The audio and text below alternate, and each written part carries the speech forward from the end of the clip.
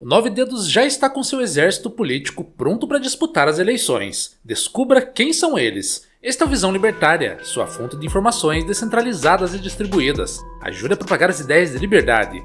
Deixe o seu like e compartilhe com seus amigos. Um artigo seu pode virar vídeo aqui também, sabia? Este artigo foi sugerido por Jaspion, o Libertário Galáctico, escrito por Dominum Hash, revisado por Libertus e narrado por Gordinho Caipira. Enquanto o brasileiro comum tenta fechar as contas no fim do mês, Lula joga xadrez político em outro tabuleiro. Um tabuleiro onde o objetivo não é melhorar serviços, reduzir impostos ou devolver liberdade ao cidadão, mas garantir poder, blindagem e sua própria sobrevivência política. O foco agora não é apenas o Planalto, é o Senado.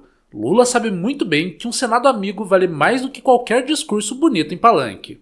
É ali que se aprovam ministros do STF, se enterram CPIs, se travam investigações e se constrói um muro de proteção institucional contra escândalos presentes e futuros. Não é por acaso que nomes grandes do governo começaram a ser colocados como candidatos em 2026.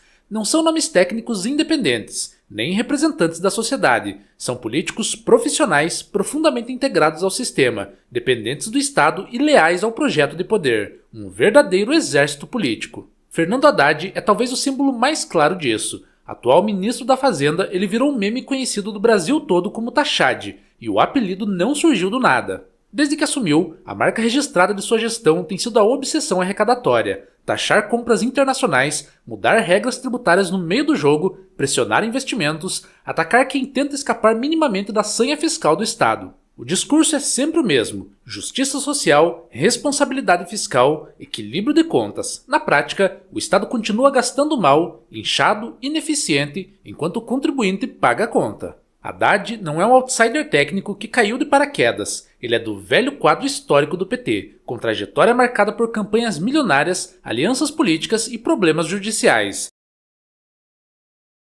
Em 2019, foi condenado pela Justiça Eleitoral por falsidade ideológica eleitoral relacionada à prestação de contas de campanha. Também apareceu citado em investigações como a Operação Cifra Oculta, que apurou suspeitas de Caixa 2 e lavagem de dinheiro em campanhas petistas em São Paulo. Mesmo quando não há condenação definitiva, o padrão é claro: Haddad sempre esteve inserido no jogo sujo da política brasileira. Colocar Taxad no Senado não é coincidência, é estratégia. Ele é um defensor ferrenho do modelo de Estado grande, gastador e arrecadador e da visão keynesiana da economia, alguém que jamais questionaria privilégios, estatais deficitárias ou a máquina pública. Seu papel seria garantir a sustentação jurídica e política para um governo que já dá sinais de desgaste e medo. Marina Silva aparece como uma figura que tenta vender uma imagem de ética e sensibilidade ambiental, mas sua trajetória real mostra uma outra coisa muito mais sombria.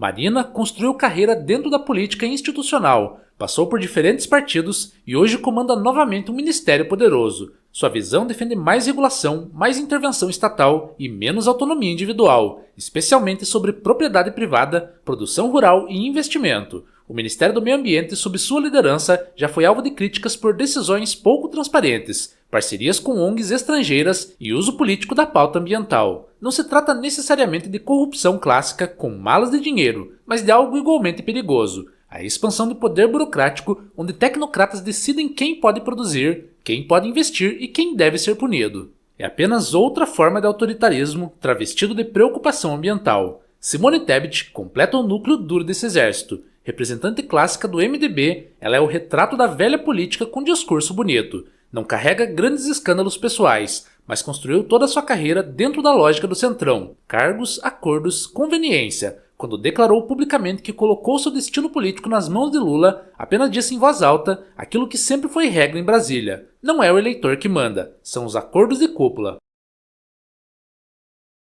Mas a pergunta é outra: por que Lula precisa tanto desse exército político no Senado? A resposta está nos escândalos que já cercam o governo atual e nos que ainda podem vir à tona. O caso do INSS é um dos mais revoltantes. Investigações oficiais revelaram um esquema bilionário de descontos indevidos em aposentadorias e pensões. Milhões de aposentados tiveram valores descontados diretamente de seus benefícios sem autorização, dinheiro que era repassado a sindicatos e associações.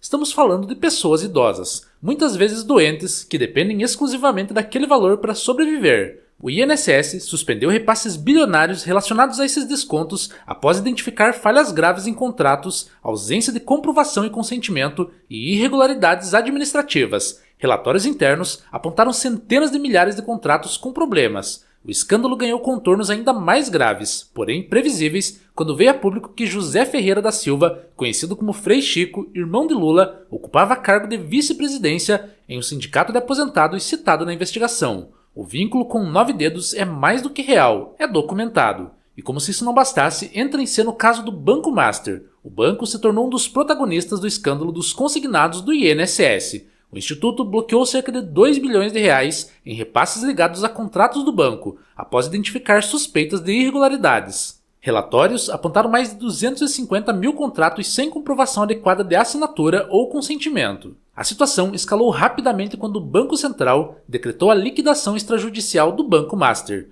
Em meio a investigações conduzidas pela Polícia Federal com suspeita de gestão fraudulenta, lavagem de dinheiro e operações financeiras irregulares. O STF autorizou a quebra de sigilo bancário e fiscal de pessoas e entidades ligadas ao caso, com bloqueio de bilhões em ativos. Uma CPMI do INSS passou a convocar dirigentes do banco e investigar a relação entre consignados, sindicatos e falhas de fiscalização estatal.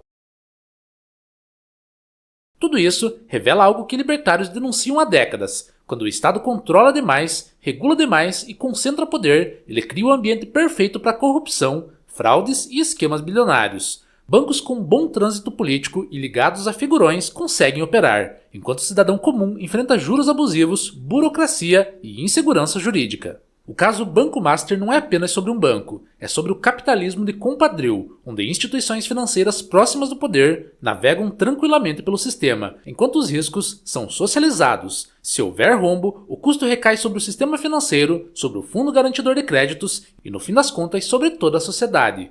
Esses escândalos ajudam a explicar a obsessão de Lula em montar um Senado aliado. Com um exército político bem posicionado, CPIs podem ser esvaziadas, investigações podem esfriar e indicações ao STF podem ser aprovadas sem resistência. É a autopreservação pura. Não podemos esquecer o histórico. Mensalão, petrolão, estatais saqueadas, fundos de pensão usados politicamente. Lula foi condenado em processos ligados à Lava Jato, chegou a cumprir pena e teve condenações anuladas por questões processuais. Ao menos é isso que alegam. Isso não apaga os fatos investigados, as delações premiadas, os bilhões devolvidos por empresas envolvidas. Anulação jurídica não é sinônimo de inocência moral. E o padrão se repete. Um Estado inchado, centralizador e poderoso sempre atrai os piores incentivos. Quanto mais dinheiro passa pelas mãos de políticos e burocratas, maior a chance de desvios. O exército político de Lula não é um acidente, é consequência direta desse modelo. Enquanto o debate público continuar preso a narrativas emocionais, o jogo real acontece desde agora. Em 2026 não estará em disputa apenas uma eleição, mas o grau de liberdade que ainda resta ao cidadão brasileiro. Se esse exército se consolidar, o roteiro já é conhecido. Mais arrecadação, mais escândalos, mais proteção institucional e menos espaço para quem produz, trabalha e quer apenas viver sem ser sugado pelo leviatã estatal. Porém, não se esqueça da frase de Olavo de Carvalho. Não se preocupe, o Brasil não tem a menor chance de dar certo. Obrigado pela audiência. Este é um canal colaborativo. Participe você também. Cadastre-se agora mesmo em nosso site visãolibertaria.com e envie os seus artigos por lá. Os colaboradores recebem recompensas de Bitcoin. Inscreva-se no canal e clique no botão da campainha para ser avisado de novos vídeos. Até a próxima!